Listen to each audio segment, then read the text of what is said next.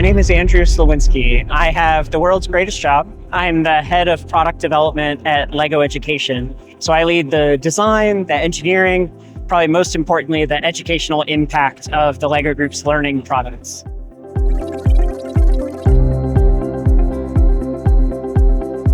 So it's a good question. So when we think about AI at the LEGO Group, we come about it from two perspectives.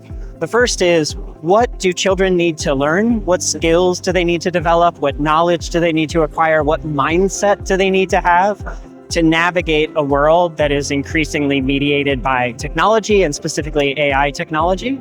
And then the other part is, what do we need to do as responsible citizens within the world to help make sure that AI interactions with children are based in child safety, child well-being, and certainly child privacy?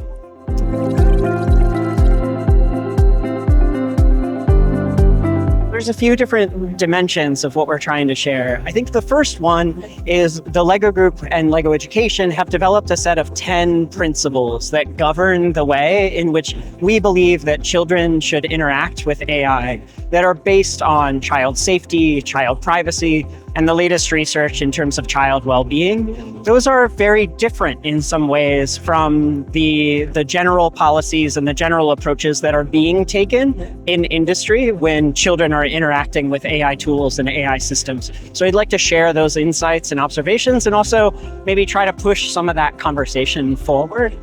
The other part of what we're doing is trying to raise some visibility and some awareness to the need for children to not just learn how to use AI systems, but to develop a more fundamental understanding of how AI systems work.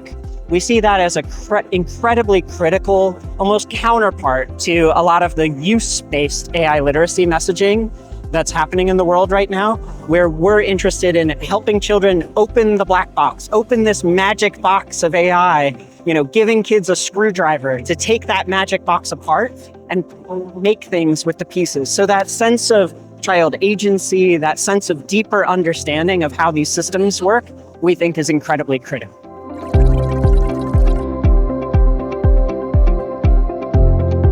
Well, it's a wonderful place to be in this conference because I think we get to talk with government officials, we get to talk with some of the global NGOs, we get to talk with partners that are here from around the world that I think are all trying to push things in the right direction, right? That are thinking deeply about the well-being of children and what it might take to, enable AI technologies to be more suited for the well-being of children, but also how do we develop solutions to some of these problems? What do children need to learn? How do they need to learn it? What is AI's role in that?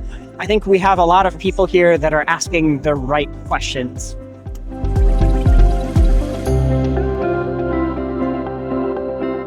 It's my first time at the summit. I think it's been so wonderful to see people from the larger community of researchers and practitioners and government representatives.